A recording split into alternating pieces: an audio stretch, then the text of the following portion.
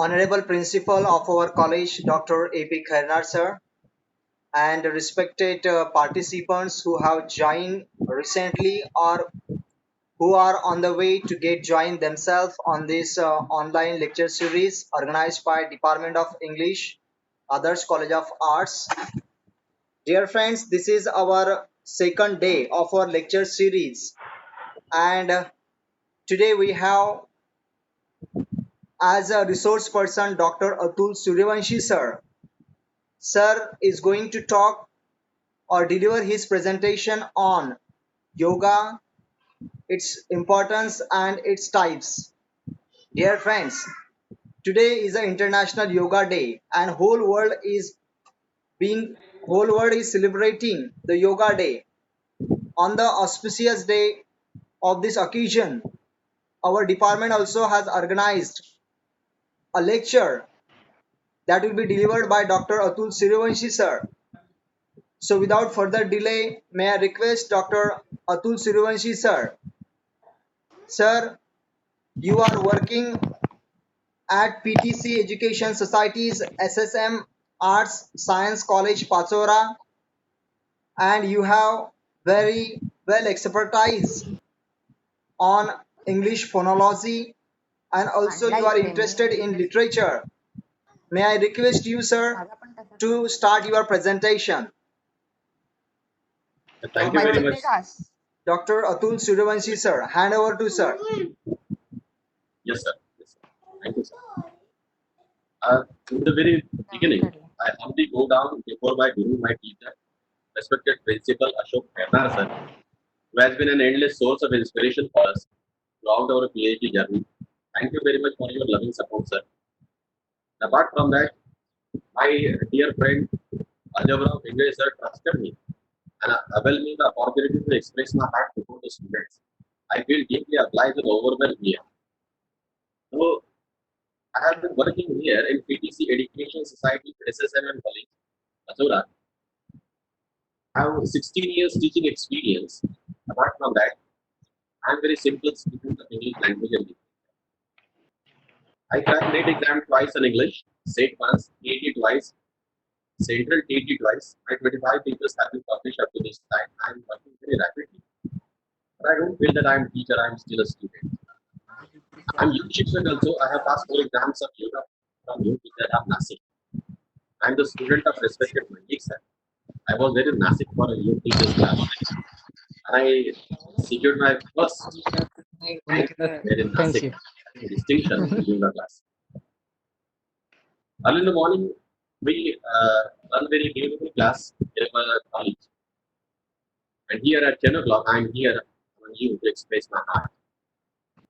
I will speak with you in Marathi whenever I feel that it is necessary to use English.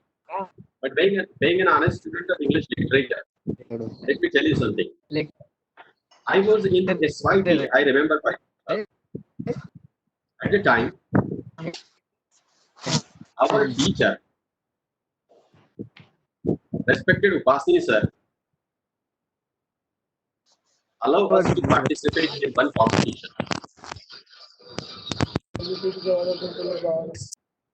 By English Teachers Association, and we enacted Romeo and Juliet on this stage. At the time, I was a fresher student pursuing my undergraduate education in Dharanagaon College. And I remember one dialogue I enacted myself as a Friar Lawrence in that drama. Romeo came to Friar Lawrence expressing his desire to marry Juliet. On that, when he said that Friar Lawrence should help them in getting married, Friar Lawrence said, to whom thou art the grey-headed moon smiles on the frowning night, shake the distant clouds to the streaks of light, and flick darkness like drunkard drinks of gold is bad to the cattle caravans. Now all of the sunny banks is burning and a day to cheer the night time due to dry. I must up till these wise skills of average, but the grace of the precious discovers. Now that nature's mother is at home, what's a budding blade, that's an old, that farmer old, the children of every Spaniard is sucking on her neck and wasn't fine. for many virtues excellent. Then but once a dog deeper, oh Michael is the powerful place of light and facts in their true qualities.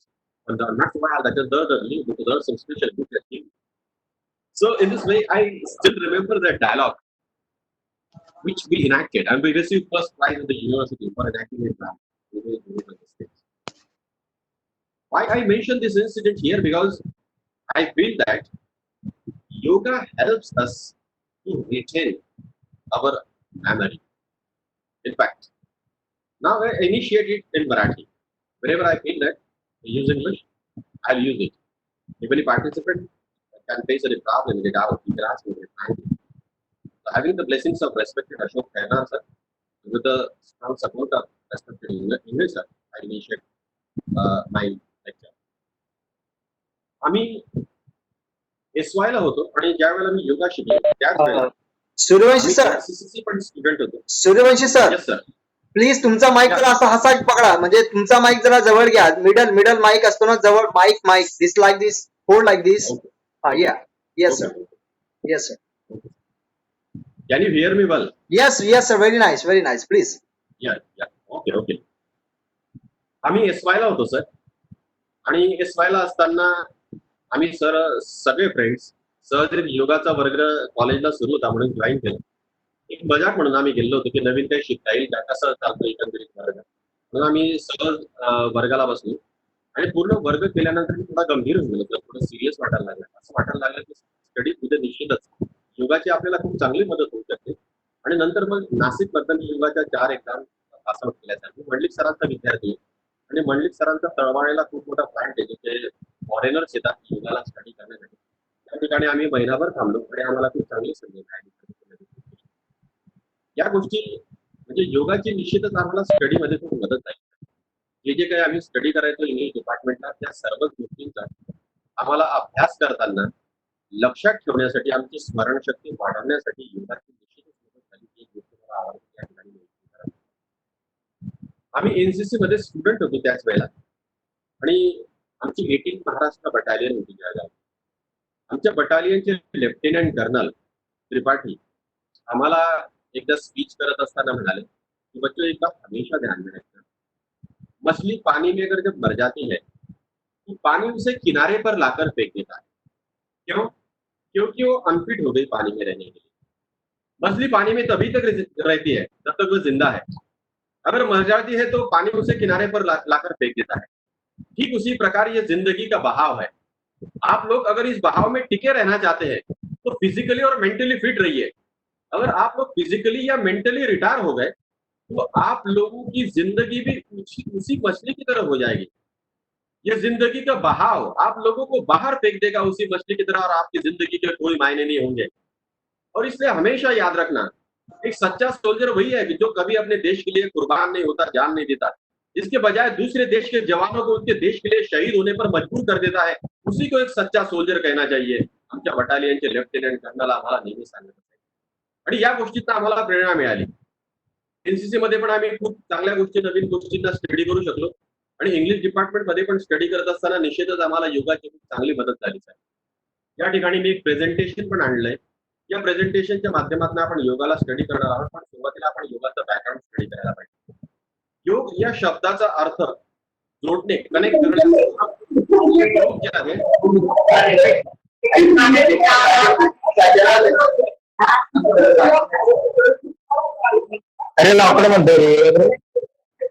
माणसाचं शरीर आणि माणसाचं मन जोडण्याचं सगळ्यात महत्वाचं काम जे आहे ते योगाच्या माध्यमातून होत असतं. आणि म्हणून योगशास्त्राचं एक वेगळं महत्व आहे. पतंजली मुनी यांना योगाचं फाउंडर मानलं जातं. हे योगाचे जनक आहेत. पतंजली मुनींना शेष नाग यांचा अवतार मानलं जातं आणि पतंजली मुनींनी 196 सूत्रांमध्ये पातंजल योगच्या माध्यमातून आपल्यापर्यंत योगाची सूत्र पोहोचवलेली आहेत. इंडियामध्ये बऱ्याचशा युनिव्हर्सिटी ज्या आहेत त्या आता योगाला खूप सिरियसली पाहायला लागल्या, पण विशेषतः याच्या अगोदर फॉरेन मध्ये याचं खूप चांगलं ट्रेंड आहे. बरेचसे लोक जे आहेत फॉरेनच्या युनिव्हर्सिटी ज्या आहेत त्या योगाचा आता प्रॅक्टिस करताना आपल्याला दिसत आहेत. संपूर्ण मानवी समाजावर आता कोविड-19चं खूप मोठं संकट आपल्यावर आलेलं असताना बरेचसे लोक आता योगाकडे खूप पॉझिटिव्हली पाहायला लागले. आपली इम्युनिटी पॉवर वाढवण्यासाठी, त्याच्यानंतर आपली मेमरी कॅपॅसिटी इन्क्रीज करण्यासाठी आपली लंग कॅपॅसिटी इन्क्रीज करण्यासाठी आपल्याला योगाची खूप चांगली मदत होऊ शकते. आणि म्हणून हे आपल्या पूर्वजांनी दिलेलं टेक्निक आहे आपल्याला, याची चांगली प्रॅक्टिस आपण करायला पाहिजे. अष्टांग योग जो आहे तो पतंजली मुनींनी सांगितलाय. म्हणजे योगाच्या एकूण 8 स्टेप असतात, 8 पायऱ्या असतात. या 8 पायऱ्यांमधनं योगाचा अभ्यास करावा लागतो. त्याच्यातली पहिली पायरी असते यम, दुसरी पायरी असते नियम, तिसरी पायरी असते आसन, चौथी पायरी असते प्राणायाम, नंतर असतो प्रत्याहार, नंतर असतं धारणा, ध्यान आणि समाधी. अशा योगाच्या 8 स्टेप असतात. या 8 स्टेप मधनं लोक योगाचं स्टडी करतात.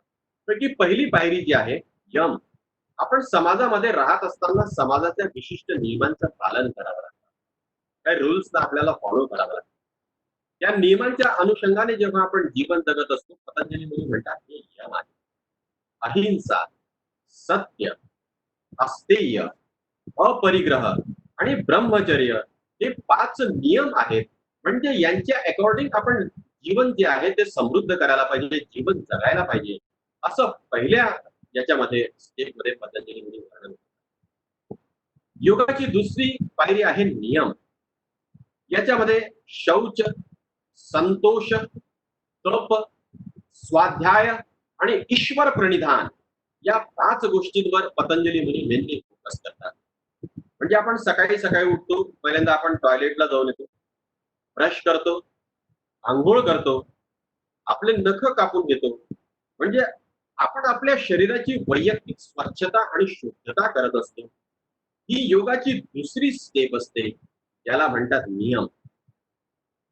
याच्यानंतर म्हणजे समाजाचे नियम पाळत असताना स्वतःच्या वैयक्तिक शरीराची स्वच्छता आणि शुद्धता केली असताना आपण पुढच्या पायरीकडे वळतो योगाच्या. योगाची तिसरी स्टेप असते, त्याला म्हणतात आसन. योगासन हे कॉमन पब्लिकला कळतं. आसन सर्वसामान्य लोकांना चांगले समजतात. आसन 4 वेगवेगळ्या पोझिशन मधनं केले जातात. त्याच्यातली पहिली पोझिशन असते दंड स्थिती, म्हणजे उभं राहून आसन करणं. आसनांचा राजा शीर्षासन हे दंड स्थितीतनं केलं जातं. त्याला आसनांचा राजा असं म्हणतात. डोकं खाली आणि पाय वरती अशी आपली पोझिशन असते आणि या पोझिशन मध्ये मेनली जे आसन केलं जातं शीर्षासन, याला आसनांचा राजा असं म्हणतात. आणि हे दंड स्थितीचं म्हणजे उभ्या राहिल्या स्थितीत केलं जातं. याच्यानंतर असते बैठक स्थिती म्हणजे बसून. त्याच्यानंतर असते शयन स्थिती म्हणजे जमिनीवर पडल्या पडल्या आसनं करणं. आणि विपरीत शयन स्थिती म्हणजे जमिनीवर पालथ होऊन आसन करणं. अशा 4 वेगवेगळ्या पोझिशन्स मध्ये योगाची तिसरी स्टेप आसन ही केली जाते. तिसरी स्टेप मध्ये योग आसन करत असताना शरीराला ताण, दाब आणि पीळ दिला जातो. आणि या तिन्हीच्या माध्यमातून शरीर आपल्याला स्वस्थ कसं ठेवता येईल हे पाहिलं जातं. आता मेनली जेव्हा आम्ही विद्यापीठाची परवानगी घेऊन आमच्या MM कॉलेजला योगाचा वर्ग सुरू केला, तर आमच्याकडे जिम पण आहे.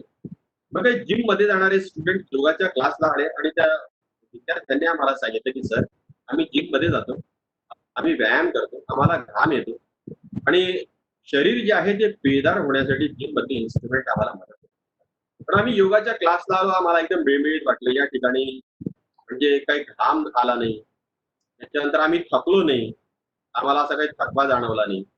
तर मेनली आपण ही एक गोष्ट महत्वाची लक्षात घेतली पाहिजे की नॉर्मल एक्सरसाइज आणि योगामध्ये खूप जास्त फरक आहे. तो फरक याच्यासाठी आहे कारण योगाचे जेवढे पण आसनं केले जातात हे आपल्या शारीरिक क्षमतेला अनुसरून केले जातात आणि याला श्वासाची जोड दिलेली असते. म्हणजे हात वर करताना किंवा गुरुत्वाकर्षण शक्तीच्या विरुद्ध दिशेने जात असताना नेहमी श्वास घेतला जातो आणि गुरुत्वाकर्षण शक्तीच्या दिशेने जात असताना म्हणजे आपण जमिनीच्या दिशेने जातोय तर श्वास सोडला जातो आणि विरुद्ध दिशेला जातोय आपण गुरुत्वाकर्षण शक्तीच्या विरुद्ध दिशेने तर श्वास घेतला जातो. हे मेन टेक्निक जे आहे ते आसन करताना आमच्या टीचर्सने आम्हाला शिकवलं आणि तेच आम्ही आमच्या स्टुडंटना सांगत असतो. आणि म्हणून योगा करत असताना जेव्हा श्वासाची जोड दिलेली असते तेव्हा घाम येत नाही. योगा हे शरीर स्वस्थ ठेवण्याचं ते टेक्निक आहेच, पण याच्याही पेक्षा मन आपलं स्वस्थ कसं राहील हे पाहण्याचं सगळ्यात महत्वाचं टेक्निक आहे. आणि म्हणून शरीराच्या पलीकडे जाऊन मनाची अवस्था जी आहे त्याचा अभ्यास करणारं सगळ्यात महत्वाचं टेक्निक जे आहे ते आपल्याला योगामध्ये स्टडी करायला लागेल आणि म्हणून योगाचा खूप जास्त. योगाची तिसरी स्टेप जी आहे आसन, ही जेव्हा आपल्याला व्यवस्थितपणे यायला लागते, पतंजली मुनी त्यांच्या पातंजली योग मध्ये वर्णन करतात, म्हणतात स्थिर सुखम आसनम. म्हणजे जी पोझिशन आपण घेतलेली आहे त्या पोझिशन मध्ये आपल्याला छान वाटायला पाहिजे आणि आपल्याला स्थिर राहता यायला पाहिजे. आपण ते टिकवून ठेवायला पाहिजे खूप जास्त काळापर्यंत आणि आपल्या शरीराला त्या गोष्टीचा त्रास वाटायला, म्हणून ते स्थिर सुखम आसन. पातंजल योग या पुस्तकाचं वर्णन करताना सुरुवातीलाच पतंजली मुनी म्हणतात अथ योगानुशासन. म्हणजे योग हे एक डिसिप्लिन आहे, जीवन जगण्याचं एक टेक्निक आहे, अनुशासन आहे, असं पतंजली मुनींना वर्णन करायचं. आणि जेव्हा आपण सर्वजण आपल्या आयुष्यामध्ये हे टेक्निक आपण अडॉप्ट करून घेऊ, हे अनुशासन ही शिस्त आपण जीवनाला लावून घेऊ, प्रत्येकाचं जीवन जे आहे ते समृद्ध. बरेचसे माझे मित्र मला म्हणतात की योगा केला तरी पण मरायचंय आणि योग नाही केला तरी पण मरायचंय, मग शरीराला त्रास का द्यायचा. आपण जीवन कसं जगतो हे पण खूप जास्त मॅटर करतं. बरेचसे लोक जे असतात ते नेहमी दवाखान्यामध्ये असतात, नेहमी काही ना काही गोळ्या घेत असतात. बहुतेक लोकांना डायबिटीजचा प्रॉब्लेम असतो, शुगरचा प्रॉब्लेम आहे. बरेचसे लोक जे ते काही ना काही कारणास्तव त्यांना पोटाचे विकार आहेत, आजारी आहेत आणि अस्वस्थ आहेत. एक स्वस्थ जीवन आपण जगायला पाहिजे. मृत्यू हा तर जीवनाचा नियम आहेच. एक दिवस तुम्हाला आपल्याला सगळ्यांना या जगातनं जायचं, इथे थांबायला कोणीच आलेलं नाहीये, आपण सगळे गेस्ट आहे तिथे. पण इथून जाण्याच्या अगोदर आपण जीवन कसं जगलो आणि आपल्या जीवनाने आपण इतर किती लोकांच्या जीवनामध्ये परिवर्तन घडून आणू शकलो हे खूप जास्त मॅटर करतं. आणि म्हणून योगाचं टेक्निक जे ते आपण स्टडी करायला पाहिजे. मला मेनली या ठिकाणी एका पुस्तकाचा रेफरन्स या ठिकाणी द्यावा असं वाटतं. 1859 हे इयर होतं. 1859 या वर्षी चार्ल्स डार्विन नावाच्या एका फिलॉसॉफरने हे पुस्तक प्रकाशित केलं. Origin of species by means of natural selection नावाचं पुस्तक. दक्षिण आफ्रिकेतल्या जवळजवळ 10,000 वेगवेगळ्या जीवजंतूंचा अभ्यास केल्यानंतर 10 ते 20 वर्षाच्या स्टडीनंतर हे पुस्तक जे आहे 1859 मध्ये पब्लिश करण्यात आलं, ओरिजिन ऑफ स्पेसिस. आणि हे पुस्तक फेमस होऊन गेलं. बहुतेक जितके पण स्कॉलर्स आहेत, विद्वान लोक आहेत, विद्यापीठांमध्ये शिकवतात, शाळा कॉलेजांमध्ये शिकवतात, या सर्वांना हे पुस्तक माहिती आहे. कारण याच्यात सर्व्हायवल ते फिटेस्टची थिअरी दिलेली आहे या पुस्तकात. याच्यामध्ये चार्ल्स डार्विन वर्णन करतात, म्हणतात की जीवन हे अपवाद आहे आणि मृत्यू हा नियम आहे. जीवन जगत असताना जगायचं कोणी आणि मरायचं कोणी हे निसर्ग ठरवतो. हा निसर्ग निवडीचा सिद्धांत आहे. जे लोक शारीरिक दृष्ट्या आणि मानसिक दृष्ट्या जीवन जगत असताना कमकुवत पडायला लागतात, अशा लोकांना निसर्ग आपोआप नष्ट करून टाकतो. म्हणून जीवन हा अपवाद आहे. अपवादानेच काही लोक जिवंत राहतात, पण जे जे जन्माला येतात ते मरतात आणि म्हणून मृत्यू हा नियम आहे, असं चार्ल्स डार्विनने त्याच्या origin of species by means of natural selection नावाच्या पुस्तकात सांगितलं. आणि तोच नियम जो आहे तो आपल्याला या योगाच्या फिलॉसॉफीमध्ये पण खूप जास्त कामात येतो. सर्व्हायवल द फिटेस्ट हे आपण लक्षात ठेवलं पाहिजे. हे जग ही दुनिया त्यांचीच आहे, जे शारीरिक आणि मानसिक दृष्ट्या सक्षम आहेत, जे वीक पडायला लागतात, जे आजारी पडतात, हळूहळू निसर्गाच्या नियमानुसार अशा लोकांचं अस्तित्व नष्ट करून टाकत असतं. आणि म्हणून आपल्याला शरीराच्या माध्यमातून आपलं अस्तित्व इथे पृथ्वीवर जर व्यवस्थितपणे टिकवून ठेवायचं असेल तर ही योगाची फिलॉसॉफी आपल्याला स्टडी करायलाच पाहिजे. याच्या मदतीनेच, योगाच्या टेक्निकनेच आपण आपलं जीवन जे आहे ते स्वस्थ आणि समृद्ध करू शकतो. म्हणून जे जे काही माझ्या टीचर्सनी मला स्टुडंट म्हणून शिकवलं, आता मी टीचर झाल्यानंतर तीच फिलॉसॉफी आणि तेच टेक्निक मी माझ्या स्टुडंट पर्यंत प्रामाणिकपणे पोहोचवण्याचं कार्य जे ते अविरतपणे करतो. या ठिकाणी मला संधी मिळाली, मला खूप छान वाटलं. योगाची तिसरी पायरी जी आहे आसन. आसनला स्टडी केल्यानंतर चौथी पायरी असते प्राणायाम. प्राणायाम याचा साधा सोपा अर्थ होतो ब्रीथ कंट्रोल, इंग्लिश मध्ये श्वासावर नियंत्रण मिळवणं. बरेचसे विद्यार्थी किंवा मित्र मला म्हणतात की आम्ही प्राणायाम न स्टडी करता सुद्धा श्वास घेतोच ना, श्वासाची क्रिया तर आमची सुरूच असते, मग आम्ही प्राणायामला नाही स्टडी केलं तर काय फरक पडणार. मेनली मी त्यांना एक एक्झाम्पल देतो. कुत्रा पटापट श्वास घेतो तर लवकर मरून जातो, एक लक्षात घ्या. आणि हत्ती दीर्घ श्वास घेतो नेहमी, म्हणून हत्तीचं आयुष्य जास्त असतं. परमेश्वराने कदाचित आपलं आयुष्य वर्षांमध्ये न मोजता आपल्या श्वासांमध्ये मोजलेलं असावं असं मला वाटतं. कारण जेव्हा आपण शेवटचा श्वास घेतो, हिंदीमध्ये म्हणतात की उसने अंतिम सांस ली.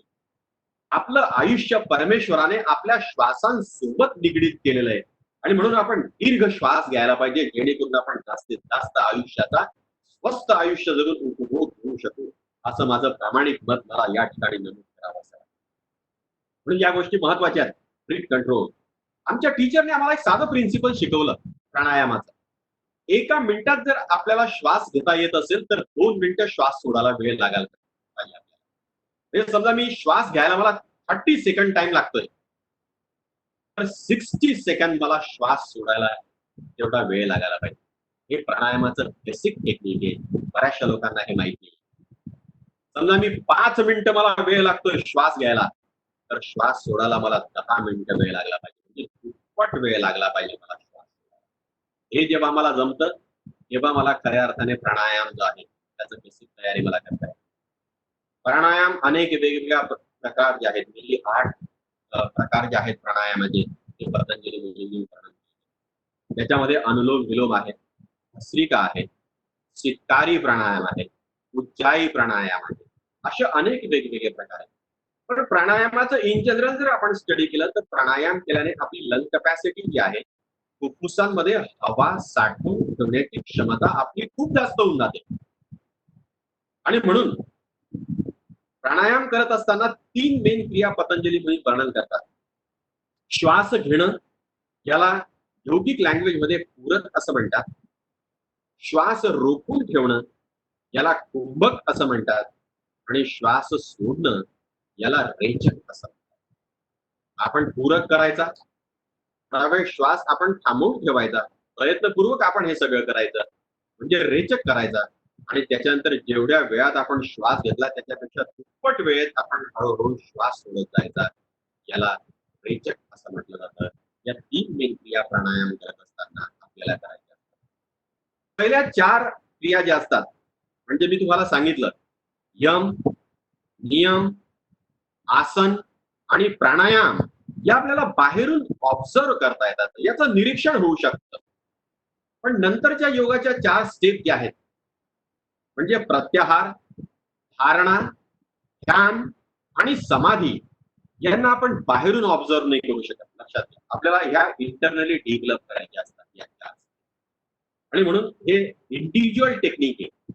नंतरच्या 4 स्टेप डेव्हलप, या 4 अवस्था जनरली सर्वसामान्य लोकांना कळतात. मी तुम्हाला सांगितलं प्राणायाम पर्यंत लोक अभ्यास करतात, पण नंतरही 4 स्टेप असतात योगाच्या. अशा एकूण 8 स्टेप पतंजली मुनींनी प्रत्याहार करणं म्हणजे काय ते थोडक्यात समजून. बाहेरच्या जगातनं आपलं लक्ष काढून घ्यायचं, पूर्णपणे आपलं शरीर आणि आपलं मन याच्यावर कॉन्सन्ट्रेट करायचं आपण. आणि हे करत असताना आपण बाहेरच्या जगाचं अस्तित्व हळूहळू विसरायचं.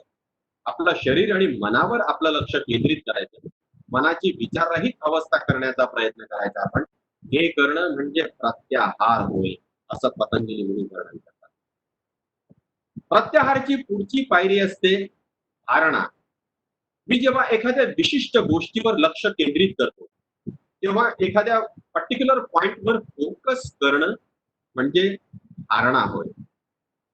बरेचसे लोक जे आहेत एखाद्या विशिष्ट बिंदूवर कॉन्सन्ट्रेशन करतात. समजा मी एखादं पुस्तक वाचतोय, मी अभ्यास करतोय आणि मी पूर्णपणे कॉन्सन्ट्रेट करतोय माझ्या पुस्तकावर, तर ती धारणा अवस्था. धारणेचंच रूपांतर नंतर ध्यान मध्ये होऊन जातं, ध्यान अवस्थेमध्ये होऊन जातं. जेव्हा आपण धारणा खूप जास्त काळ टिकवून ठेवतो, त्याचं रूपांतर जे आहे ते ध्यान मध्ये होतं. आणि ध्यान जेव्हा आपण खूप जास्त काळापर्यंत टिकवून ठेवू शकतो, त्याचं रूपांतर समाधी अवस्थेमध्ये होतं. पतंजली मुनी वर्णन करतात, म्हणतात 2 प्रकारची समाधी अवस्था असते, सबीज समाधी आणि निर्बीज समाधी. जे सबीज समाधी घेतात त्यांना पुन्हा एकदा जन्म मृत्यूचं हे चक्र पाहायचं असतं, त्यांना पुन्हा जन्म घ्यायचा असतो, पुन्हा एकदा हा संसार पाहायचा असतो, पुन्हा एकदा जीवनाचा संघर्ष करावा असा वाटतो. हे लोक सबीज समाधीवाले असतात. आणि जे निर्बीज समाधी घेतात ते परमेश्वराला विनंती करतात की हे परमेश्वरा, आम्हाला तू या जीवन मृत्यूच्या चक्रातनं सोडव आणि आम्हाला मोक्ष प्राप्त, आम्हाला मोक्ष दे, असं जे मागतात ते निर्बीज समाधी या त्या पदाला प्राप्त होत असतात त्यांना मोक्ष पाहिजे असतो. अशा 2 अवस्था पतंजली मुनी मेनली या ठिकाणी वर्णन करतात. अशा पद्धतीने हा अष्टांग योग आहे. आता आपण एक माझी सर्व मान्यवरांना विनंती, माझा आवाज आपल्यापर्यंत येतोय ना? हॅलो, येतोय सर, येतोय. Carry on please. या. Yes yes yes yes, thank you.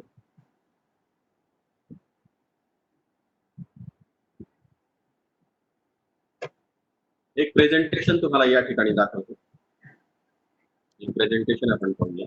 Sir, slide मोडवर घ्या. स्लाइड मोड. या दिसतंय सर आता प्रेझेंटेशन? यस, ठीक आहे. Yes sir. यस सर, जाऊया आपण. मी MM कॉलेजला ज्युनियर विंगला टीचर म्हणून कार्यरत आहे मागच्या 16 वर्षांपासून. मी मागच्या वर्षी हैदराबादला माझं PGCET मध्ये post graduation certificate teaching complete केलं आणि 2019 या वर्षी आपल्या जळगावच्या विद्यापीठात माझं PhD पूर्ण झालं. पण मी तुम्हाला सांगितलं, मी भारताचा एक सर्वसामान्य विद्यार्थी. योगशास्त्र जे आहे त्याचे जनक पतंजली मुनी आहेत असं मी तुम्हाला सांगितलं. अनेक वेगवेगळे सायन्सेस आणि टेक्निक आहेत. जसं आपण केमिस्ट्रीचं स्टडी करतो तर केमिस्ट्रीमध्ये रॉबर्ट बॉईल यांना ट्रॅडिशनल केमिस्ट्रीचं फादर मानलं जातं आणि मॉडर्न केमिस्ट्रीचं फादर लव्हॅसियर यांना मानलं जातं, यांना ट्रीट केलं जातं. एरिस्टोस्थेनिस हे भूगोल या विषयाचे जनक मानले जातात, तर हिरोडोटस यांना इतिहास या विषयाचं जनक मानलं जातं. नाट्यशास्त्र भरत मुनींनी लिहिलंय. नाट्यशास्त्राचे जनक भरत मुनी आहेत. अगदी त्याच पद्धतीने योगशास्त्राचे जनक जे आहेत ते पतंजली मुनी आहेत. पतंजली मुनींना योगशास्त्राचं जनक मानलं जातं आणि 196 सूत्रांमध्ये पतंजली मुनींनी योगशास्त्र वर्णन केलंय. अथ योगानुशासनम असं वर्णन करत पतंजली मुनी सुरुवात करतात की योग ही जीवन जगण्याची एक पद्धती आहे, एक अनुशासन आहे, एक डिसिप्लिन आहे, असं पतंजली मुनींना या ठिकाणी वर्णन करायचं. योग हा शब्द युज या धातूपासून तयार झालेला आहे, त्याचं मिनिंग होतं जोडणं, म्हणजे कनेक्ट करणं. मग योग काय जोडतं? आत्मा आणि परमात्मा याला जोडायचं सगळ्यात महत्वाचं काम जे असतं ते योगाच्या माध्यमातून होत असतं. आपलं शरीर आणि आपलं मन यांना पण जोडण्याचं सगळ्यात महत्वाचं काम जे आहे ते योगाच्या माध्यमातून होत असतं. म्हणून 9वी आणि 10वीला मॅथमॅटिक्स मध्ये स्टडी करताना पण टीचर्सनी आपल्याला योग वियोग क्रिया शिकवलेली कदाचित मान्यवरांना आठवत असेल. म्हणून योग म्हणजे जोडणं. योगाच्या माध्यमातून शरीर आणि मन जोडलं जातं. आत्मा आणि परमात्मा यांना पण जोडण्याचं सगळ्यात महत्वाचं काम योगशास्त्राच्या माध्यमातून होत असतं. म्हणून योगेन चित्तस्य पदेन वाचाम मलम शरीरस्य च वैद्यकेन योपाकरोत्तम प्रवरम मुनीनाम पतंजलीम प्रांजलीम रानतोस्मी. पतंजली मुनींना विनम्र अभिवादन करतो आणि आपलं प्रेझेंटेशन कंटिन्यू करतो. पतंजली मुनींनी अष्टांग योग सांगितलेला आहे. योगाच्या 8 पायऱ्या मी आताच तुम्हाला सांगितल्या. यम, नियम, आसन आणि प्राणायाम या पहिल्या 4 पायऱ्या ज्या आहेत यांचं निरीक्षण होऊ शकतं. आपण बाहेरून याला पाहू शकतो. नंतरच्या 4 पायऱ्या ज्या आहेत म्हणजे प्रत्याहार, धारणा, ध्यान आणि समाधी या 4 पायऱ्या प्रत्येकाने इंडिव्हिज्युअली डेव्हलप करायच्या असतात. त्याचं बाहेरून ऑब्झर्वेशन आपल्याला करता येत नाही. पतंजली मुनींचा हा अष्टांग योग आहे, म्हणजे योगाच्या एकूण 8 पायऱ्या आहेत. हे आता आपण लक्षात ठेवावं. पहिली पायरी पाहूया आपण. मी तुम्हाला सांगितलं पहिली पायरी असते यम. पतंजली मुनी वर्णन करतात, म्हणतात अहिंसा, सत्य, अस्तेय, अपरिग्रह आणि ब्रह्मचर्य हे यम आहेत. म्हणजे समाजामध्ये आपण जीवन जगत असताना या 5 तत्वांचं अनुसरण करावं असा आग्रह पतंजली मुनींचा आहे. म्हणजे अहिंसेचं व्रत आपण पालन करावं, नेहमी खरंच बोलावं, चोरी करू नये. ब्रह्मचर्य व्रताचं पालन करणं म्हणजे शरीर सुखाचा लिमिटेड उपभोग घ्यावा. या सगळ्या गोष्टी पतंजली मुनींनी यम या फर्स्ट स्टेप मध्ये वर्णन केलेल्या आपणास आढळून येतात. योगाची दुसरी पायरी असते नियम. नियम म्हणजे आपल्या स्वतःच्या शरीराची वैयक्तिक स्वच्छता आणि शुद्धता होय. साधा सोपा अर्थ आहे त्याचा. याचे 5 वेगवेगळे प्रकार पतंजली मुनी म्हणतात. शौच, संतोष, तप, स्वाध्याय आणि ईश्वर प्रणिधान या 5 गोष्टी नियम मध्ये पतंजली मुनी वर्णन करतात. म्हणजे शौच याचा साधा सोपा अर्थ आहे की शरीर स्वच्छ आणि शुद्ध ठेवणं. मग मी माझे केस कापतो, नख काढतो, टॉयलेटला जातो, आंघोळ करतो, या सगळ्या गोष्टी ज्या आहेत या शौच मध्ये इन्क्लूड होतात. याच्यानंतर संतोष म्हणजे समाधानी असले पाहिजे, समाधानी वृत्ती ठेवायला पाहिजे असं पतंजली मुनी सांगतात. तप करायला पाहिजे. तप करणं म्हणजे थोडक्यात स्टडी करणं, अभ्यास करणं असा अर्थ या ठिकाणी अपेक्षित आहे. स्वाध्याय करायला पाहिजे, कोणत्याही गोष्टीची प्रॅक्टिस करायला पाहिजे आपण. आणि ईश्वर प्रणिधान, परमेश्वराने हे जीवन दिलंय, आपण या जीवनाचं मोल समजायला पाहिजे. आपण कष्ट करायला पाहिजे. आपल्यामुळे इतरांचं जीवन सुखी आणि समृद्ध कसं होईल हा प्रत्येकाचा प्रयत्न असायला पाहिजे, असं नियम या सेकंड स्टेप मध्ये पतंजली मुनी वर्णन करतात. याच्यानंतर योगाची तिसरी पायरी असते आसन.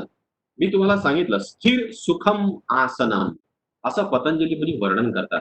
म्हणतात ज्या अवस्थेमध्ये आपण बसलेलो आहोत किंवा आसनाची जी स्थिती आहे त्याच्यात आपल्याला सुखकारकता वाटायला पाहिजे, छान वाटायला पाहिजे आपल्याला.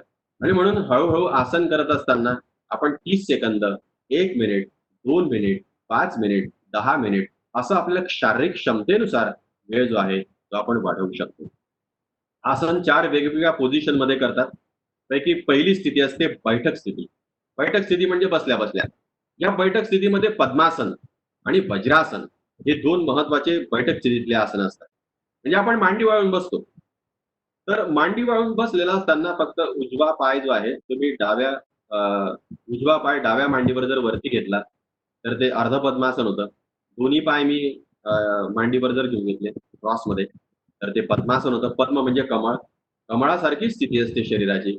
आणि बुद्ध मुद्रा असते. भगवान गौतम बुद्ध याच मुद्रेमध्ये बसलेले असताना भगवान गौतम बुद्धांना ज्ञान प्राप्त झाली आणि म्हणून याला बुद्ध मुद्रा असं म्हटलं जातं. हे पद्मासन आहे. पद्मासन आणि वज्रासन. वज्र हे इंद्राचं शस्त्र आहे जे दधीची ऋषींच्या हाडांपासून बनवलेलं आहे. ते कठोर असतं आणि म्हणून बसण्याची ही फॉर्म स्थिती असते वज्रासन, म्हणून याला वज्र आसन असं नाव दिलं गेलेलं आहे.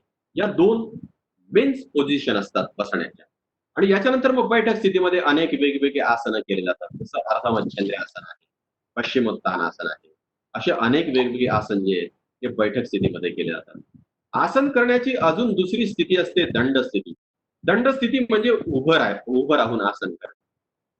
दंड स्थितीतलं सगळ्यात महत्वाचं आसन असतं शीर्षासन, जे दंड स्थितीतलं करतात. आणि शीर्षासनाला आसनांचा राजा असं म्हटलं जातं. याच्यामध्ये डोकं खाली असतं आणि पाय वरती असतात. 24 तासात आपलं डोकं वर आणि पाय खाली असतात, तर उलटी स्थिती होऊन जाते शरीराची. याच्याला काय बेनिफिट होतो तर ब्लड सप्लाय जो आहे तो आपल्या ब्रेनकडे जातो. आपल्या मेंदूला सगळ्यात जास्त ऑक्सिजनचा आणि रक्ताचा पुरवठा होतो आणि आपली कार्यक्षमता वाढून जाते. आपल्याला दिवसभर फ्रेश वाटतं. म्हणून शीर्षासनाचं महत्व आहे. पण एक गोष्ट आपण लक्षात घेतली पाहिजे, याचं स्पेसिफिक ट्रेनिंग असतं. आपण घरी हा प्रयोग करून होऊ नये. पहिल्यांदा याचं शास्त्र सुद्धा टेक्निक शिकावं आपण टीचर्स कडनं आणि त्याच्यानंतरच याची प्रॅक्टिस करावी अशी मी सर्व मान्यवरांना या ठिकाणी विनंती करतो. दंड स्थितीमध्ये अनेक वेगवेगळे आसन असतात उभे राहिलेल्या स्थितीमध्ये. जसं वीरासन असतं, पर्वतासन असतं. असे अनेक वेगवेगळे महत्वाचे आसन जे आहेत हे दंड स्थितीतले केले जातात. आसन करण्याची अजून तिसरी पोझिशन असते शयन स्थिती, म्हणजे जमिनीवर पडल्या पडल्या जे आसन आपण करत असतो. जे आसन आता समोर प्रेझेंटेशन मध्ये आपल्याला दिसतंय हे सर्वांगासन. जेव्हा मी जमिनीवर झोपल्या झोपल्या माझे पाय 45च्या अँगल मध्ये वर उचलतो, याला द्विपाद उत्तान पाद असं म्हणतात. म्हणजे दोन्ही पाय 45 अंशात वर उचलणे. जेव्हा मी अजून माझे पाय वरती घेऊन घेतो आणि 90च्या अँगल मध्ये आणतो, याला म्हणतात विपरीत करणे. हे करत असताना मी कमरेला थोडासा सपोर्ट देतो आणि अजून मी माझं संपूर्ण शरीर उचलून घेतो, जालंधर बंद बंद करून देतो. ही जी स्थिती आपल्याला या ठिकाणी दिसते ही हे आसन आहे सर्वांगासन. संपूर्ण शरीर वर उचलून घेतलेलं सर्वांगासन हे शयन स्थितीतलं आसन आहे. या सर्वच आसनांनी आपल्या शरीराला ताण, दाब आणि पीळ दिला जातो, जेणेकरून शरीर जे आहे ते स्वस्थ राहील. आणि स्वस्थ शरीर असेल तर आपलं मन चांगलं असेल नेहमी. या अनुषंगाने योगाचा एक mind and body healing mechanism म्हणून आपण विचार करावा. आसनाची तिसरी पोझिशन आहे विपरीत शयन स्थिती. या विपरीत शयन स्थिती म्हणजे जमिनीवर पालथं पडल्या पडल्या आता प्रेझेंटेशन मध्ये जे आसन आपण पाहतोय हे आहे पूर्ण भुजंगासन. पूर्ण भुजंगासन. कमरेला जबरदस्त स्ट्रेस येतो, ताण येतो. नजर जी आहे ती वरती आकाशाच्या डिरेक्शनने डोळे मिटून घ्यायचे, आपण जीभ सैल सोडून द्यायची आणि जास्तीत जास्त श्वास सोडत मागच्या बाजूने झुकण्याचा प्रयत्न ठेवायचा आपण. याच्याने पाठीचे जेवढे काही त्रास असतात आपले तेवढे सगळे त्रास मिटण्यास आपल्याला निश्चितच मदत होत असते. आणि म्हणून विपरीत शयन स्थितीमध्ये शलभासन आहे, पूर्ण भुजंगासन आहे, त्याच्यानंतर धनुरासन आहे, हे महत्वाचे आसन असतात. मी तिसरी स्टेप जी आहे त्याच्या 4 वेगवेगळ्या पोझिशन तुम्हाला सांगितल्या, म्हणजे दंड स्थिती, बैठक स्थिती, शयन स्थिती आणि विपरीत शयन स्थितीतनं आसन केले जातात. योगासन हे सर्वसामान्य लोकांना कळतं. योगाची चौथी पायरी असते प्राणायाम. प्राणायाम म्हणजे श्वासावर नियंत्रण मिळवणं, म्हणजे इंग्लिशमध्ये आपण याला म्हणतो ब्रीथ कंट्रोल सिम्पली, म्हणजे प्राणायाम. प्राणायाम करत असताना 3 मुख्य क्रिया असतात. श्वास घेणं म्हणजे पूरक करणं, श्वास थोडा वेळ आपल्या शरीराच्या क्षमतेनुसार रोखून ठेवणं शरीरात म्हणजे कुंभक करणं, आणि श्वास हळुवारपणे सोडणं म्हणजे रेचक करणं, अशा या 3 क्रिया असतात. प्राणायामाचे अनेक वेगवेगळे प्रकार आहेत, पैकी प्रमुख काही प्रकार या ठिकाणी आपण मेन्शन करण्याचा प्रयत्न केला. पहिला प्रकार असतो उज्जाई प्राणायाम, शीतकारी प्राणायाम, नंतर आहे शीतली प्राणायाम, भस्त्रिका प्राणायाम, भ्रामरी प्राणायाम, मूर्छा प्राणायाम, लाविनी प्राणायाम आणि सूर्यभेदन प्राणायाम, असे प्रमुख 8 प्रकार प्राणायामाचे असतात. याच्या व्यतिरिक्त पण अजून काही मायनर याचे प्रकार आपणास पाहायला मिळतात. अशा पद्धतीने प्राणायाम आहे. साईडला आपण एक छोटसा एक फोटो आपल्याला दिसतोय, त्याच्यामध्ये वेगवेगळे चक्र दाखवलेत. आपल्या शरीरामध्ये 7 वेगवेगळे चक्र असतात. हे चक्र ऍक्टिव्हेट होऊन जातात आणि हे चक्र ऍक्टिव्हेट झाल्यानंतर आपली कुंडलिनी शक्ती जागृत होऊन जाते, असं योगशास्त्र. प्राणायामाचे काही प्रमुख प्रकार जे आहेत ते थोडक्यात आता आपण त्यांचं स्टडी करू. पहिला प्रकार आहे उज्जाई प्राणायाम. उद आणि जय असं याला म्हटलं जातं. उज्जाई प्राणायाम पाहूया आपण. उद आणि जय याच्यापासून उज्जाई हा शब्द तयार होतो. उद म्हणजे जोराने आणि जय म्हणजे यश मिळवणं. ही क्रिया उज्जाई प्राणायाम करत असताना कंठातून शिटीसारखा आवाज येतो. या प्राणायामाच्या शरीरामध्ये उष्णता निर्माण होते आणि मेनली हा प्राणायाम हिवाळ्या ऋतूमध्ये केला जातो. याची क्रिया कशी करतात ते आता आपण पाहूया. मांडी घालून आपण बसावं, पद्मासनात बसावं, तोंड बंद करावं, डोळे बंद करून घ्यावेत आणि दोन्ही नाकपुड्यांमधून दोन्ही नासिकांमधून हळुवारपणे दीर्घ श्वास घ्यावा. खूपच भरेपर्यंत आपण श्वास घ्यावा आणि त्यानंतर असा आवाज होणं आवश्यक आहे. जीभ थोडी उलटी करावी, जीभचा शेंडा जो आहे तो तळ्याला आतल्या बाजूला लावावा आपण, आणि शक्य तितक्या वेळ रोखता येईल तेवढा वेळ आपण श्वास रोखून ठेवावा, म्हणजे कुंभक करावा आणि नंतर हळुवारपणे आपण श्वास सोडावा. प्राणायामाचा हा प्रकार उज्जाई प्राणायाम म्हणून ओळखला जातो.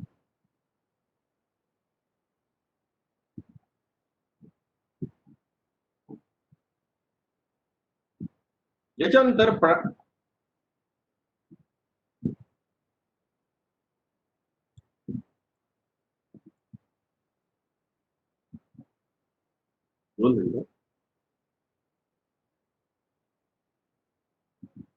स्वप्नील इकडे एवढा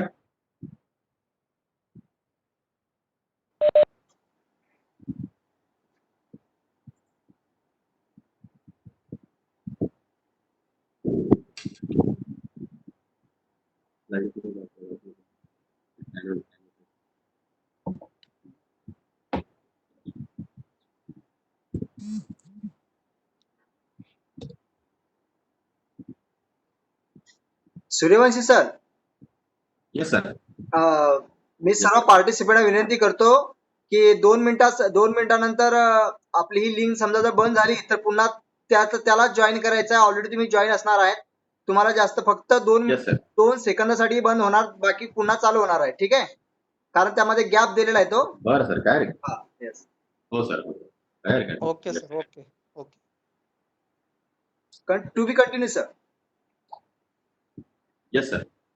प्राणायामाचा पुढचा प्रकार जो आहे त्याला आपण स्टडी करूया. तो प्रकार आहे उज्जाई प्राणायाम. पहिला प्रकार आपण उज्जाई प्राणायाम पाहिला. त्यानंतर दुसरा प्रकार जो आहे तो शीतकारी प्राणायाम आहे. या प्राणायामाच्या प्रकारामुळे शरीरामध्ये हॅलो. थंडावा निर्माण व्हायला आपल्याला मदत होत असते. हॅलो. Yes sir. तुम्ही दिसत नाही याचा सराव- स्टार्ट व्हिडिओ केल्यावर याचा सराव जर आपण उन्हाळ्यामध्ये केला शीतकारी प्राणायामाचा तर तो अधिक परिणामकारक होतो. तहान लागली असताना हा प्राणायाम केल्याने तहान लागल्याचं सुद्धा समाधान मिळतं असे योगशास्त्र म्हणतात. याची क्रिया कशी करतात शीतकारी प्राणायामाची ते आता आपण पाहूया, स्टडी करूया. प्रथम पद्मासनात किंवा मांडी घालून आपण बसावं.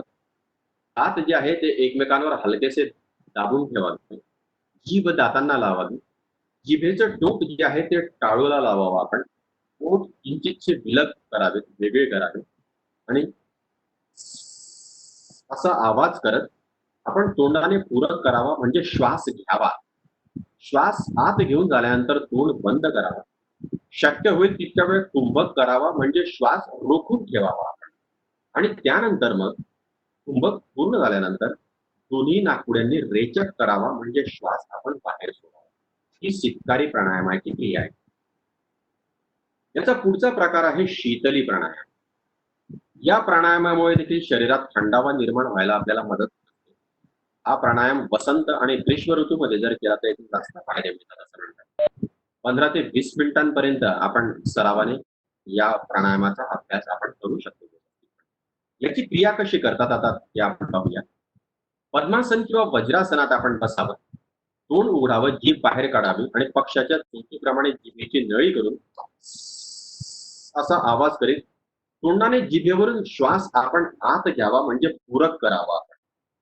आणि पूरक केल्यानंतर पूरक पूर्ण होताच आपण तोंड बंद करावं. थोडा वेळ श्वास रोखून ठेवावा म्हणजे कुंभक करावं. आणि दोन्ही नाकपुड्यांनी श्वास हळुवारपणे बाहेर सोडावा म्हणजे आपण रेचक करावं. अशा पद्धतीने शीतली प्राणायामाची ही क्रिया असते. प्राणायामाचा पुढचा प्रकार आहे भस्त्रिका. भस्त्रिका म्हणजे लोहाराच्या भात्याप्रमाणे हवा जोरात आत घेतली जाते आणि बाहेर फेकली जाते म्हणून त्याला भस्त्रिका असं म्हणतात. श्वास वेगात घेतला जातो आणि वेगात सोडला जातो. याच्याने आपली लंग कॅपॅसिटी इनरिच होण्यासाठी निश्चितच मदत होत असते भस्त्रिका प्राणायाम. याची क्रिया कशी करतात ते थोडक्यात अभ्यास करूया, पाहूया. आपण पद्मासनात किंवा मांडी घालून बसावं. सुखासनात पाठ, मान, डोकं एका सरळ रेषेमध्ये ताठ राहील अशा पद्धतीने आपण शरीराची पोझिशन ठेवावी. हात गुडघ्यावर किंवा मांडीवर ठेवावे. तोंड बंद करावा आपला. लोहाराच्या भात्याप्रमाणे जलद म्हणजे वेगात आणि जोरात आपण श्वास घ्यावा आणि तितक्या जोरात वेगात आपण श्वास सोडावा. फुफ्फुसांचं आकुंचन करावं आणि नंतर प्रसरण करावं. श्वास घेताना झपाट्याने म्हणजे वेगात आणि जलद आपण श्वास घ्यावा. तितक्याच वेगात आणि झपाट्याने आपण श्वास सोडावा म्हणजे पूरक आणि रेचक. हे केल्याने भस्त्रिकाचं एक आवर्तन आपल्याला पूर्ण करता येईल. अशा पद्धतीने भस्त्रिका प्राणायाम जर केला तर आपली लंग कॅपॅसिटी वाढवण्यासाठी निश्चितच याची मदत आपल्याला होते. प्राणायामाचा पुढचा 5वा प्रकार आहे भ्रामरी प्राणायाम. हा प्राणायाम करत असताना आपण उच्छ्वास जेव्हा करतो म्हणजे श्वास जेव्हा आपण बाहेर सोडतो म्हणजे रेचक करतो आपण तर त्यावेळेला भुंगा कसा आवाज करतो तसाच